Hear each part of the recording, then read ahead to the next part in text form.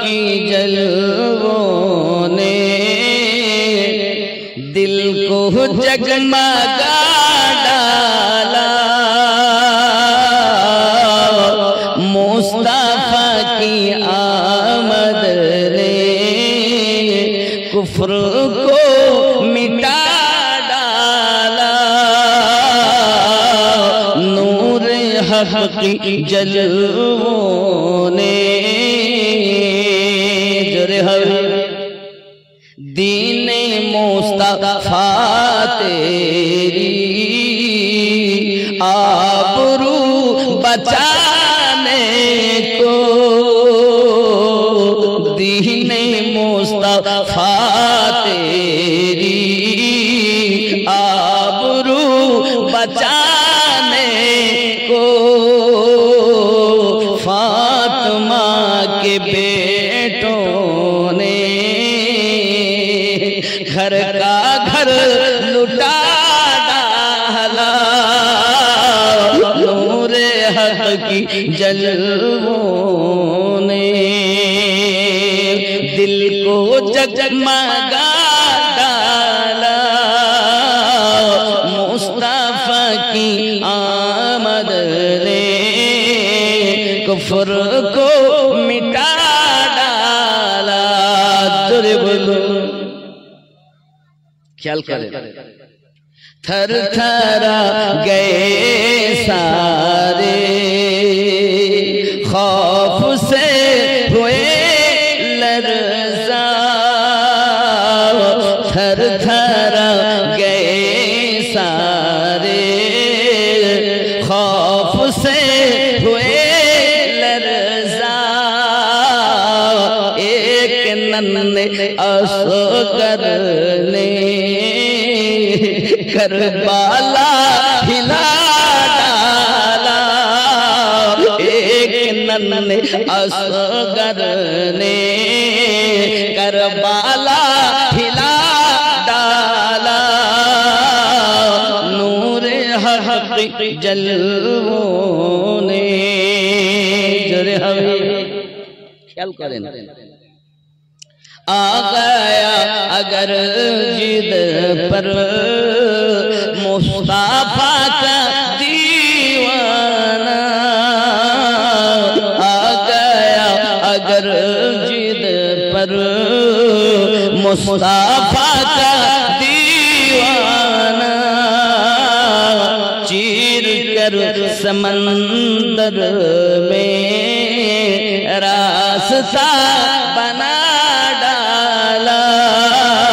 नूर हक की जलवों ने जरे बल पड़ गई नजर जिस पर मेरे ख्वाजा संजर की।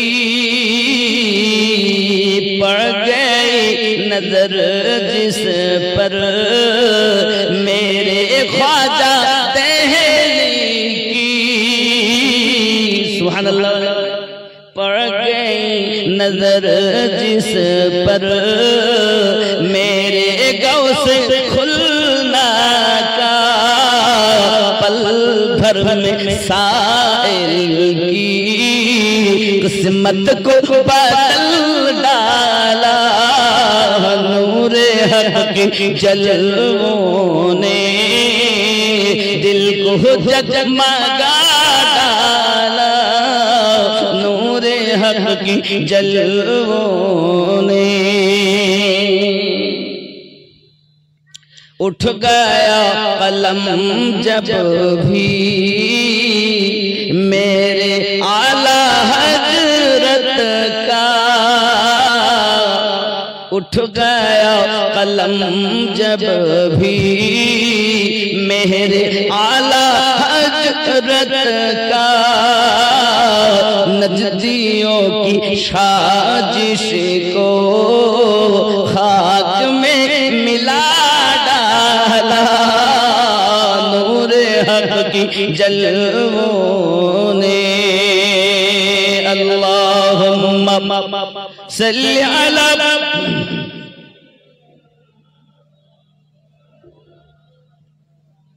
وعلى آله سيدنا مولانا محمد sallallahu alaihi wasallam। বাবারা, রাসূল করিম সাল্লাল্লাহু আলাইহি ওয়াসাল্লামের উলফাত যাদের অন্তরে গেঁথে গেছে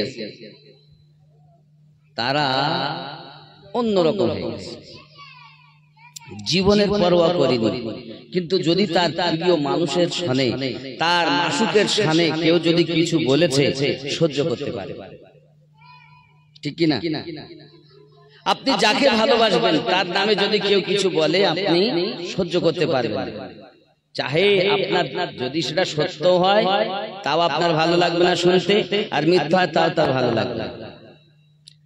একজন সাহাবিয়ার কথা আপনাদেরকে বলি, যার নাম হলো হযরত জানিরা রাদিয়াল্লাহু তাআলা আনহা। তিনি আবু জাহেলের খাদমা ছিলেন, নবীর একজন সাহাবিয়া। এখন আবু জাহেলের সন্দেহ হয়েছে জানিরা কালেমা পড়ে নিল নাকি, আমাদের ধর্ম আমরা করি যাহা তা করতে চায় না, আর নবী পাকের নাম শুনে তো সবসময় আনন্দ মনোযোগ সহকারে শুনে। ব্যাপারটা জিজ্ঞাসা করছে, কত চান?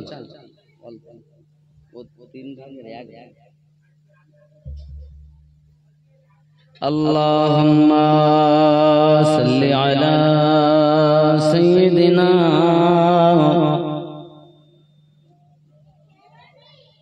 ওয়া আলা আলি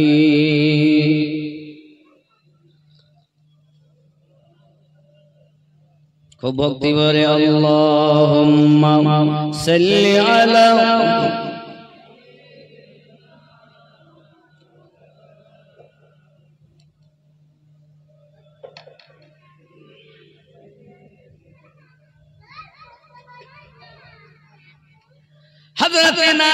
হযরত জানিরা রাদিয়াল্লাহু তাআলা আনহা আবু জাহেলের খাদেমা, ডাক দিয়েছে আবু জাহেল, খাদেমা নাজিরা, ওগো জানিরা বলো বলো কি খবর, তোমার ব্যবহার তোমার চলাফেরা আলাদা মনে হয়, ব্যাপার কি, কলেমা পড়ছো? তা আবু জাহেল তো দুশমন, আমরা হলে মারির ভয় তো বলতাম না না কলেমা পড়ি, আমরা না চিনি। আমাদের যদি কেউ জিজ্ঞাসা করে আরে তুই এটা করেছিস সত্যি করে বল, না স্যার। আবু জাহেল যখন জিজ্ঞাসা করেছে তো ইনি নির্ভয়ে বলছেন, মুনিব আপনি যেটা সন্দেহ করছেন বাস্তব, আমি কালেমা পড়ে ঈমান নিয়ে এসেছি।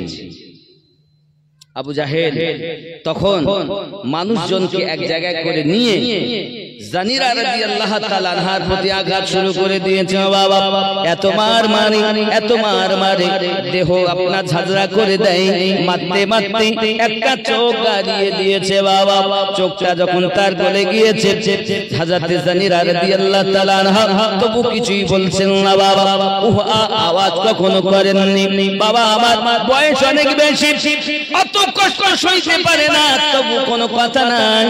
আল্লাহর ইশকে নবীর ভালোবাসাতে চুপচাপ সহ্য করে চলেছে। বাবা আমার রাস্তায় যখন বার হয় কোনো কাজে কর্মে, এলাকার লোক বলে দেখেছি, দেখ দেখ দেখ দেখ জানিরা কে দেখ, কি আমাদের মাবুদের ডাকে না, তার খেলাফ গেছে, তার বিপরীত চলেছে, এখন আমাদের দেবতা তার চোখ কেড়ে নিয়েছে। এই বদনাম জানিরা রাদিয়াল্লাহু তাআলা আনহা দেখেন, আমি করলাম এক আর এরা বলে আর এক। সঙ্গে সঙ্গে ঘরের ভিতরে গিয়ে একটা সেজদায় পড়ে গেছে। আল্লাহ মিথ্যা অপবাদ সহ্য করতে পারি না মালিক, যাহা কিছু বলে আগে আঘাত করেছে সইয়ে নিয়েছি, কোনো কথা প্রতিবাদ করিনি, কোনো উত্তর করিনি, কিন্তু এখন মিথ্যা অপবাদ দেয় আমি নাকি আমাকে নাকি তাদের মাবুদ আমার চোখ জ্বালিয়ে দিয়েছে, তা কখনো সম্ভব নয়। আল্লাহ আপনার কুদরতি আমার দোয়া, আপনার কুদরতি কদমে আমার দোয়া, আমার আরজি, যে চোখ জ্বালিয়ে দিয়েছে ওরা, ওই চোখ আপনি ফিরিয়ে দেন, আমি যেন ফখর করে বলতে পারি যে না, তোদের মাবুদ আমার চোখ নেইনি, আবু জাহেল নিয়েছে, আমার আল্লাহ আমাকে চোখ পুনরায় ফিরিয়ে দিয়েছে। যে যারে ভালোবাসে তার বদনাম সয় না। আব্বা আমার জানিরা রাদিয়াল্লাহু তাআলা আনহা এইভাবে কাঁদছেন, আমার নবী সাল্লাল্লাহু আলাইহি ওয়াসাল্লামের ইশকে কাঁদতেছেন। আব্বা আমার কান্না করি চলেছেন, আল্লাহ আমাকে চোখ ফিরিয়ে দিন। সোনা মানিকেরা আমার কাঁদছেন আর বলছেন, পাইলে নিরালায় গো নবী, পাইলে নিরালায়, আমি দুই কদমে চুমু খাবো, চরণ ধুলি মাখবো গায়, পাইলে নিরালায় গো নবী, পাইলে নিরালায়। জোরে বলো, উম্মতি উম্মতি বলে কাঁদলেন নবী জীবন ভরে, উম্মতি উম্মতি বলে কাঁদলেন নবী জীবন ভরে, এখনো কাঁদিছেন নবী পাপী উম্মতের মায়ায়, পাইলে নিরালায় গো নবী, পাইলে নিরালায়, পাইলে নিরালায় গো নবী। আপনাদের আওয়াজ সব কমে গেছে, জানি না, আমি অনেকদিন আসি না, সব ব্যাটারি এত লো কেন বুঝলাম। আমি জানি ধনী গ্রামটা হলো ওলি আল্লাহর মোহাব্বতের মানুষের বসবাসকারী গ্রাম, কিন্তু জানলাম বুঝলাম না যে ইশক গেল কোথায়, ये मोहब्बत গেল কোথায়। আব্বাজি আমার বড় দুঃখ লাগে যে ইশক করো, মোহব্বত করো, ইশক দেখা যায় কিন্তু আপনার ব্যবহারে, আপনার চলাতে, আপনার বলাতে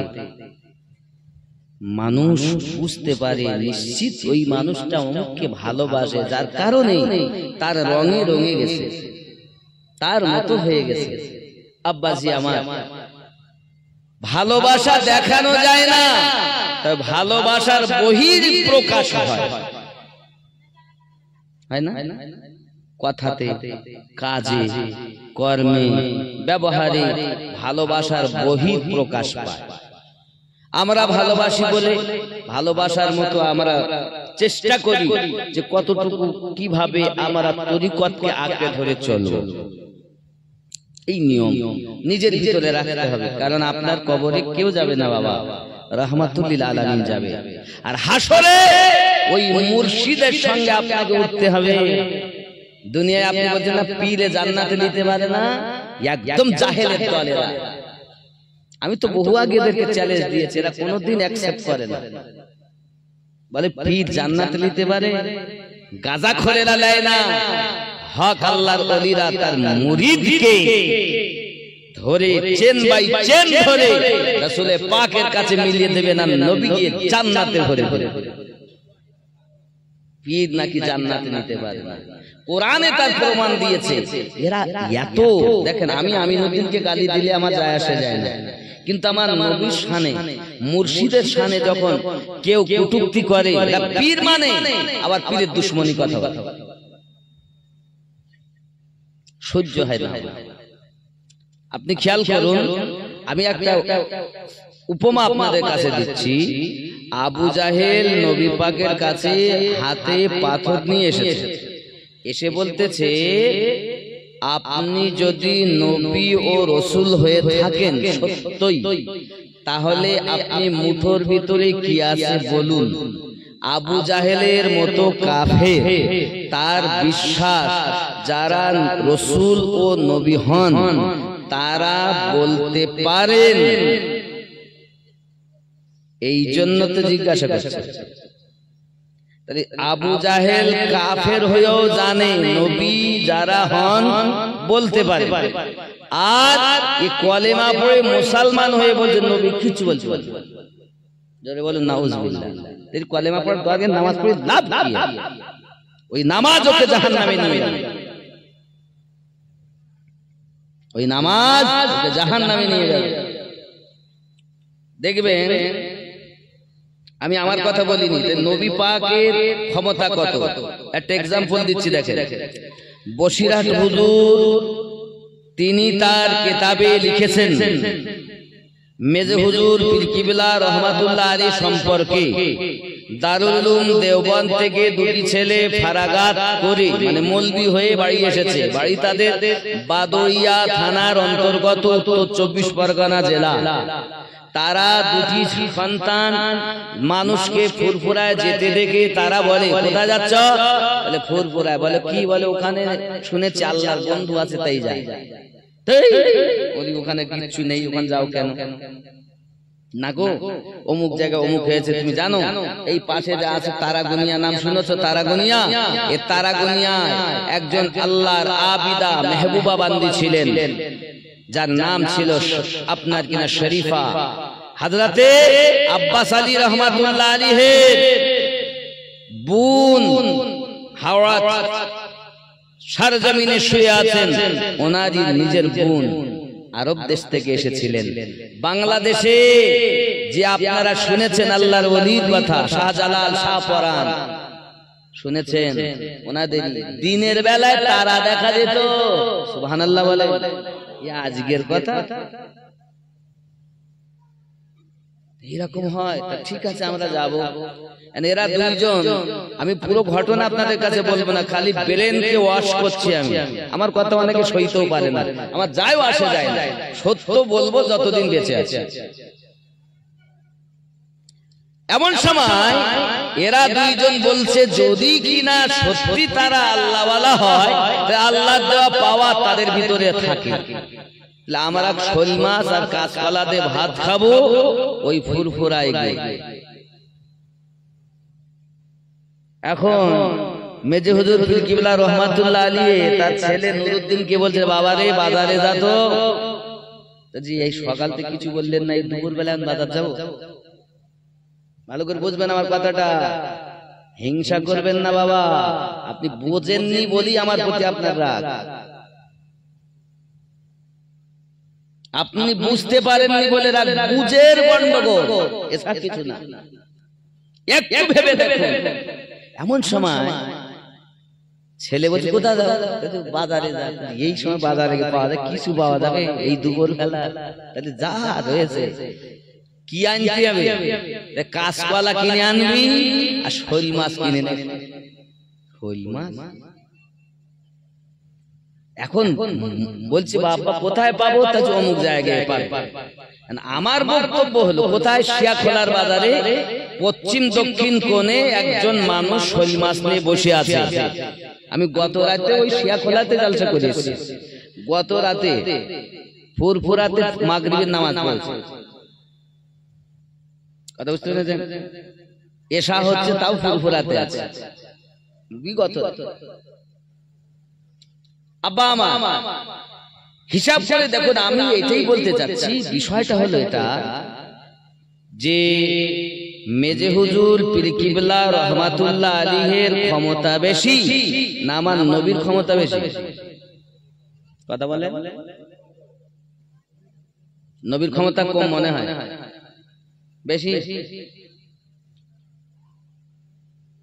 আব্বা আমার নবী পাকের গোলামের গোলামের গোলামের গোলামের গোলামের গোলামের গোলামের গোলামের গোলামের গোলামের বলতে বলতে নিঃশ্বাস শেষ হয়ে যাবে।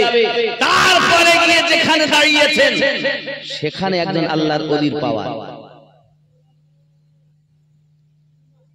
ভালো করে বুঝে নেন, আল্লাহর হাবিব তো দূরের কথা, রাসূলে পাকের সাহাবায়ে কিরাম রিদওয়ানুল্লাহি তাআলা আলাইহিম আজমাইন যে ঘোড়াতে করে উড়ে চেপে যেতেন, ওই ঘোড়া চলে যাওয়ায় যে বালু কোনা উড়ে যায়, ওই বালু কোনা থেকেও দাম কম একজন ওলির।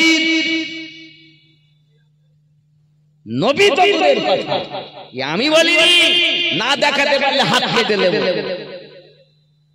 একজন আল্লাহর ওলির পাওয়ার ওইখানে সাহাবী রাসূলেরা যে ঘোড়ায় উঠে চলে যাচ্ছেন, ওই ঘোড়ার ধুল ওই ধুলের সমাতুল্য তারা হতে পারে। কত পাওয়ার সাহাবী রাসূলের।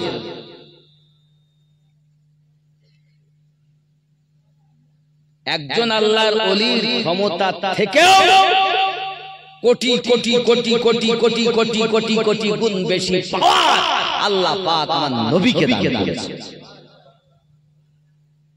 এক কথায় আমার নবী পাক সাল্লাল্লাহু আলাইহি ওয়াসাল্লামের গোলামদের দরবারের ভিক্ষা পেয়ে আউলিয়া হয়েছে। ভালো করে বুঝবেন, আবার বলছি আমি কথাটা, আমার কথা তো খালি ভুল ধরতে, আর আমি ভুলের মানুষ, যেহেতু ভুল হতেই পারে, তো আমার ভুলটা যদি ঠিক করে দেন আমি আপনাকে ওস্তাদ মানব, আর যদি আপনি না করেন আর হিংসা করেন তা আমি জানবো যে আসলে আমার প্রতি হিংসা। এ বাবা, আল্লাহর ওলি ভিক্ষা পেয়েছেন নবী পাকের সাহাবায়ে রাসূল থেকে নাকি? বেলেন যদি আপনার না খোলে তো আমি বুঝাচ্ছি। আচ্ছা, আমরা যারা এখানে বসেছি সব কোন মাযহাবের লোক?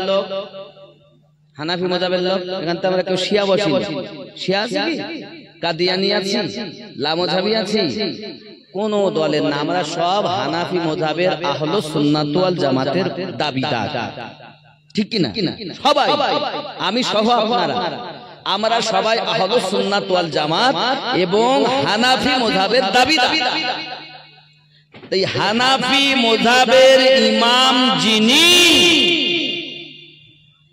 তিনি ভিক্ষা নিচ্ছেন হযরত ইমাম জাফর সাদিক রাদিয়াল্লাহু তাআলা আনহু ও আলাইহিস সালাম থেকে।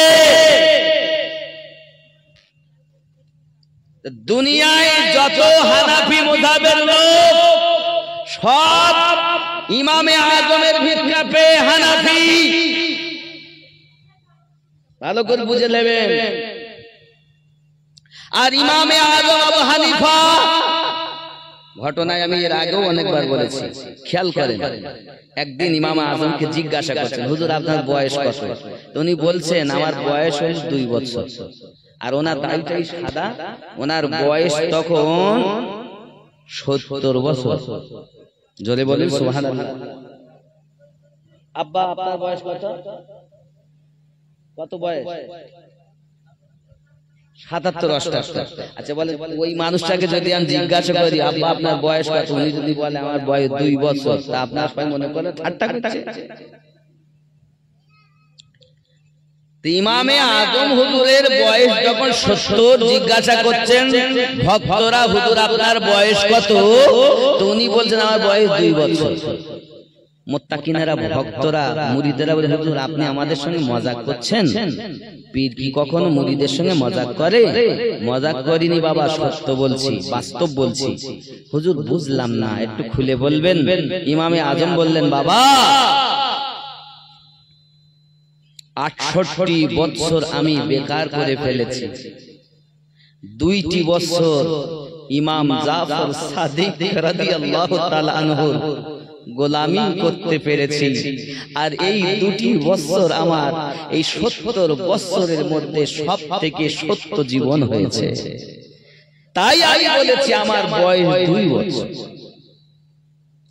আমি বুঝাতে চাচ্ছি আপনাদের, হানাফি মাযহাবের যত ওলি সব পেয়েছেন সাদকা ইমামে আজম থেকে।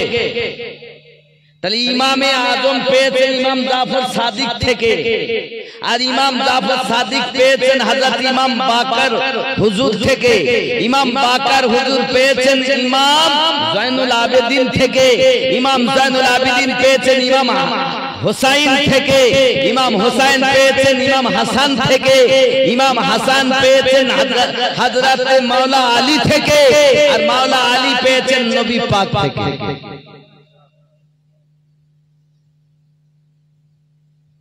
কি হইল? এগুলো ইসলামের সত্য ইতিহাস। আমাদেরকে জানানো হয় না, আমার মতো মৌলবি আপনাদের জানতে দেয়নি। আমি বুঝাতে চাচ্ছি তাহলে আল্লাহর ওলির থেকে নবীর ক্ষমতা যদি কেউ কম বলে তা বুঝে নিতে হবে ও হিংসাতে বলছে। কেন? 360টি মূর্তির থেকে এক আল্লাহর দিকে নবী ফিরিয়েছিলেন, তাই ভালো করে বুঝে নেন। আমি বুঝাতে চাচ্ছি মেজে হুজুর পীর কিবলা রহমাতুল্লাহ আলাইহি ফুরফুরার জমিনের থেকে শিয়াখোলা প্রায় 4 কিলোমিটার 4 কিলোমিটার রাস্তা, সেখানে বাজারে শোল মাছ নিয়ে একজন বসে আছে। এটা যদি দেখতে পান এবং বাদরিয়া থেকে এরা শোল মাছ আর কাঁচকলাতে ভাত খাবে, উনি যদি ওখান থেকে জানতে পারেন, এটা যদি তোমার বিশ্বাস হয়, আর আমরা আমার নবীর কথা যেই বলি আর তোমার গাদালা করে, কেন গাদালা করে? যেই বলতেছি তাহলে ফুরফুরা থেকে শিয়াখোলার দূরে অদৃশ্য, পিঠ পিছন থেকে গায়েব, তাহলে যদি পীর হয়ে গায়েবের খবর দেয় দিতে পারেন, আমার নবী হয়ে গায়েবের খবর দিতে পারেন না? আর যেই আমি এই কথা বলি তাহলে গায়েবের খবর মেনেছে। গায়েব একমাত্র আল্লাহ জানে। আচ্ছা, আল্লাহ দিলেও কেউ জানে না? এই হলো ধারণা মানুষের, বুঝতে পেরেছেন আব্বা আমার? তাহলে আবু জাহেল কাফের হওয়ার পরও তার ঈমান, তার বিশ্বাস, নবী যারা হয় তারা বলতে পারে। আর এই কলেমা পড়ে নামাজ পড়ে বলতে নবীরা বলতে পারেন না। আরে আমাদের মোহাব্বত দেখো, আমার তো নবী তো দূরের কথা, সাহাবী তো দূরের কথা, আমাদের পীর ও মুর্শিদ শাহ আলিমউদ্দিন নকশবন্দি রাহমাতুল্লাহ আলাইহি তিনি বলতেন, আমার মুরিদেরা কি দিয়ে ভাত খায় তা আমি জানি। জোরে বলে, এই ঘুনি গ্রামে ওলি আল্লাহর গ্রাম, আগমনের গ্রাম, কখনো খান বাহাদুর আহসানুল্লাহ ওয়াইসি রহমাতুল্লাহ আলাইহির কদম মোবারকা পড়েছে, কখনো শাহ আলিমউদ্দিন নকশবন্দি রাহমাতুল্লাহ আলাইহির কদম মোবারকা পড়েছে, ওনাদের আওলাদদের কদম মোবারক পড়েছে।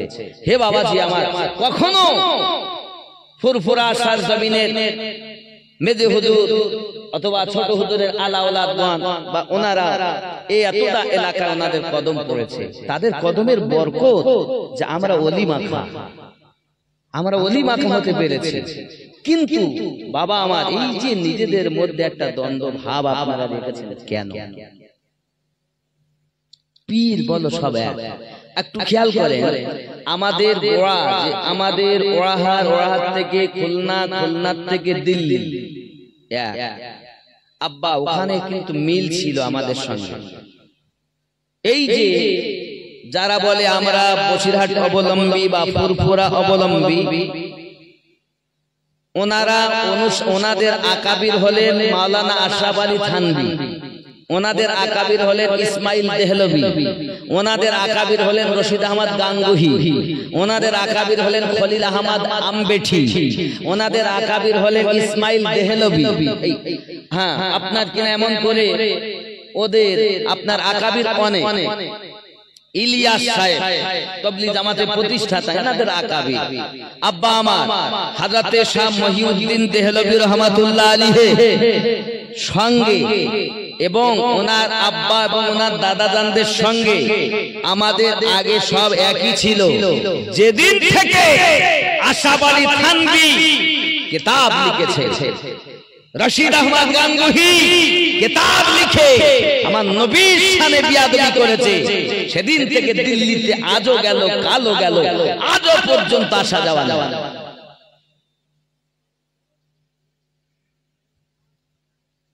আমরা একই ছিলাম, বিয়াদবির কারণে এরা দূরে সরে গেছে। এই আকাবিরা আমার দাদা হুজুর করেন নাকি? ওই তরিকতে আশরাফ আলী, আমি যারা বলছি বাস্তব, বাকায়দা মার্কেটে কিতাব বিক্রি হচ্ছে। এই তো আমি আগেই বলে গেলাম, সামান্য একটা ঘোড়া আমার নবীর বিয়াদবি সহ্য করতে পারে না, তুই এত বড় আলেম হওয়ার পরে নবীর শানে এত বড় বিয়াদবি কথা লেখেন কেমন? এই জন্য আমাদের থেকে একটু মনোমালিন্য। আমরা বলি যারা বিয়াদবি করেছে আল্লাহ তাদের বিচার করবে, আমরা তাদের থেকে দূরে থাকবো, তাই আমরা দূরে সরে আছি। জোরে বলুন সুবহানাল্লাহ। কারণ আমরা সব সহ্য করতে পারি, আমরা আমার নবীর কিঞ্চিত পরিমাণ বিয়াদবি সহ্য করতে। কারণ কি? আল্লাহ পাক আল্লাহ তাআলা নিজেই করেননি, তা আমরা করবো নাকি বলে? বহু বক্তব্যের এ প্রসঙ্গে আছে। তবে আমি বুঝাতে চেয়েছি যে আবু জাহেলের মতো কাফের সে জানে যে নবী যারা হয় তারা বলতে পারে, তাই তো জিজ্ঞাসা মুঠোর মধ্যে কি আছে বলেন। নবী পাক কথাটা ঘুরিয়ে উত্তর দিলেন, আমি উত্তর দেব না মুঠোর ভিতরে যারা আছে তারা উত্তর দেবে? জোরে বলে কত বড় কথা যে আমি দেব না তোমার মুঠোয় যারা আছে তারা দেবে? যে আমি সামনে কে দাঁড়িয়ে আছি আমার বলতে হবে না মুঠোর ভিতরে কি আছে, তোমার মুঠোয় যারা আছে তারা বলবে আমি সামনে কে দাঁড়িয়ে আছি। আবু জাহেল ভালো করেই জানে যে আমার মুঠোর মধ্যে যারা আছে এরা জীবনে কথা বলতে পারে না। তারা কি পাথর? তারা কি? আচ্ছা, পাথরের কি জীবন আছে? নাই। কথাগুলো বোঝেন, পাথরে কিন্তু জীবন নাই। হায় হায় হায়। जब नजर रसूल की पड़ी कंकरियों को जिंदगी मिली, जब नजर रसूल की पड़ी कंकरियों में जिंदगी मिली, कत्ल करने आए थे उमर मुस्तफा से प्यार हो गया, ढल के मुस्तफा की इश्क में साहिबे जमाल हो गया, एक गुलाम काले रंग के हजरत बिलाल हो गया। কত সুন্দর কথা। নবী পাক খালি একবার নজর দিলেন, আর যে পাথরে জীবন ছিল না সে পাথরে জীবন এসে গেল। এ জীবন দেওয়ার মালিক কে? জোরে বলো আল্লাহ। পাথরে তো জীবন নাই। আমার নবী পাক বলছেন আমি বলবো না, মুঠোয় যারা আছে তারা বলবে। আমার নবীর এতটুকু কথা বলা সঙ্গে সঙ্গে ওই পাথরে জীবন এসে গেছে, এটা আমার নবী পাকের পাওয়া। গৌসে পাক মুর্দাকে কবরে গিয়ে ঠোকা দিয়ে মুর্দা জিন্দা করেছে। আমার দয়ার রাসূল জবানে বলেছেন পাথরকে কলেমা পড়িয়ে দিয়েছে। মুর্দায় জিন্দা জীবন ফিরে আসে আল্লাহর ওলির কারামে, পাথরে জীবন ফিরে আসে আমার নবীর কারামে।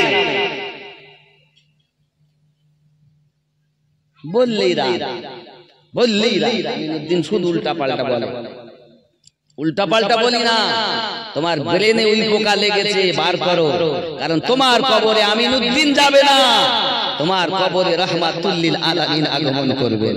তোমাকে কাজে লাগবে কবরে রাসূলে পাক, হাসরে রাসূলে পাক, মিজানে রাসূলে পাক, পুলসিরাতে নবী পাক, কাউসারে নবী পাক, জাহান্নামের গেটে নবী পাক, হাসরের মাঠে নবী পাক। আমি তো ওই নবীর প্রেমের কথা বলেছি, ওই নবীর ইলমের গায়বের কথা বলেছি, ওই নবীর ক্ষমতার কথা বলেছি। এগুলো বুঝবেন। এই দুনিয়াতে কেউ সঙ্গে যাবে না। কি যাবে? কি যাবে? প্রেম, ভালোবাসা, নিজের কর্ম আমল নামাটুকু নিয়ে আমাদেরকে নিজে যেতে হবে। হে বাবা বলে সঙ্গে কিছু যাবে না, এটা তো ঠিকই, কিন্তু কবরে তো একজন যাবেন যিনি আমাদের নবী। উনি আসবেন, আসবেন। হাদিস বলেছে, আমিনুদ্দিন বলিনি। কবরে জিজ্ঞাসা করা হবে এবং নবীকে দেখানো হবে, বলো এই নবী সম্পর্কে তোমার জীবনে কি ধারণা ছিল। সেই প্রশ্নটা কি, মা কুনতা তাকুলু ফি হাক্কি হাযার রাজুলিন মুহাম্মাদিন সাল্লাল্লাহু আলাইহি সাল্লাম, এই ব্যক্তি সম্পর্কে কি ধারণা যার নাম মুহাম্মদ সাল্লাল্লাহু আলাইহি সাল্লাম। তাকুলু জীবন থাকতে, বেঁচে থাকতে কি ভাবতে, নবীকে কি বলতে। তা যারা বলে নবী কিছু জানে কিছু জানে না, অনেকে বলবো নবী যদি জানতেন অদৃশ্যের সংবাদ তাহলে কেন উনি উহুদের মাঠে যাবেন, কারণ উহুদে গেলে দাঁত ভেঙে যাবে, কেন যাবেন? হেলমেট ঢুকে যাবে, মাথা ফেটে, কেন যাবেন? নবী কিছুই জানেন না, এটা যাদের ধারণা। নবী এটা জানতেন ওটা জানতেন না, এটা জানতেন ওটা জানতেন না, তাহলে তারা তো তাই বলবে। আর ফেরেশতা এটাই জিজ্ঞাসা করছে, দুনিয়ায় তোমার কি ধারণা ছিল নবী সম্পর্কে? এ বাবা, যারা দুনিয়ায় বিশ্বাস করেছে কিছু জানে কিছু জানে না, তারা তো ওই কথাই বলে। আর আমরা আমাদের পীরের কারাম আহলে সুন্নাত ওয়াল জামাতের ঘরে জন্ম নিয়েছি, আমরা এতটাই বিশ্বাস করি নবীকে, মাকানা আমা ইয়াকুন, দুনিয়ার শুরু থেকে শেষ পর্যন্ত সমস্ত কিছুর জ্ঞান আল্লাহ আমাদের নবীকে প্রদান করেছে। এটা জানতেন ওটা জানতেন তা এটা নয়, সমস্ত কিছু জ্ঞান আল্লাহ নবীকে দিয়েছেন। স্বয়ং আল্লাহ নবীর কাছে লুকিয়ে নেই, আল্লাহর দিদার নবী করেছেন, তাহলে আর কি লুকিয়ে থাকবে? আদম থেকে ঈসা নবী পর্যন্ত কোন নবী আল্লাহকে দেখেছে তো বলো? আবু জাহেল, ঠিক আছে, আমার মুঠোয় যারা আছে তারা বলুন, সঙ্গে সঙ্গে আমার নবী পাকের নজর পড়ে গেছেন যখন হাতের মধ্যে আওয়াজ আসছে, আশহাদু আল্লা ইলাহা ইল্লাল্লাহ ওয়া আশহাদু আন্না মুহাম্মাদান আবদুহু ওয়া রাসূলুহু, জোরে বলুন সুবহানাল্লাহ। এই আমার জওয়ান যুবক সোনামানিকেরা, ওই হাতের মধ্য থেকে আওয়াজ আসতেছে, ইয়া রাসূলুল্লাহ, ইয়া হাবিবাল্লাহ, আবু জাহেলের হাতের মুঠোর ভিতরে আমরা 5টি পাথরের টুকরা রয়েছি। এখানে আরো একটা কথা ক্লিয়ার করি, যদি নবী পাক জবানে বলতেন, হ্যাঁ গো আবু জাহেল, তোমার হাতের মুঠোর মধ্যে 5টি পাথরের টুকরা আছে, তা যারা নবীর দুশমন তারা এই কথা বলতো, এখন যারা তারা কথা বলতে বাধ্য হতো। ও যখন আবু জাহেল কথাতে তুলেছে, নবী দেখে নিয়েছে, আমার নবী তাদেরও জবান বন্ধ করে দিয়ে পাথর দ্বারাতে কলেমা পড়িয়ে দেখিয়ে দিয়েছে। আরে মানুষ তুমি সাক্ষী দিচ্ছ না, নবী পাথর নবী সাক্ষী দিচ্ছে। আব্বা আমার ভুল বুঝবেন না বাবা, সময় কারোর জন্য অপেক্ষা করে না, তাই আমাদের সাদা হয়ে গেল। নামাজ পড়তেছি, রোজা রাখতেছি, হজ করতেছি, ঘুমিয়েও আছি, নবীর দিওয়ানা বলে কাজও করছি। বাবা আমি থাকি বা নাই বা থাকি আপনাদের মাঝে, দাড়ি পেকে গেছে আমার, আমি খুব অসুস্থ লোক, তারপরেও বলছি, যখন বাড়ি রবিউল আউয়াল আসবে আপনি ওই দিনটা কাজ বন্ধ করে দেবেন। আমি বলিনি আপনাকে আমার ওখানে যেতে হবে, তবে আপনাকে অনুরোধ করব বাবা, নবী পাকের জশ্নে ঈদ মিলাদুন নবী সাল্লাল্লাহু আলাইহি সাল্লাম আপনার গ্রামে পালন করুন, মহল্লাতে পালন করুন। কি করবেন? ফজরের নামাজ আদায় করবেন, গোসল বানাবেন, নতুন পোশাক থাকলে ভালো, যদি না থাকে যেটুকু আছে ওটা ধোয়া আগে থেকে পরিষ্কার পরিচ্ছন্নতা করে নেবেন, একটা পতাকা হাতে নেবেন, আর আব্বা মা যদি থাকেন তাদের কদম বুসি করবেন, আর বলবেন আব্বা আম্মা দোয়া করেন, আজকের দিনের জন্য আমি নবীর মেহমান হয়েছি। কার মেহমান? নবীর মেহমান। জুলুসে যাব, নবীর জুলুসে যাব, মিছিলে যাব।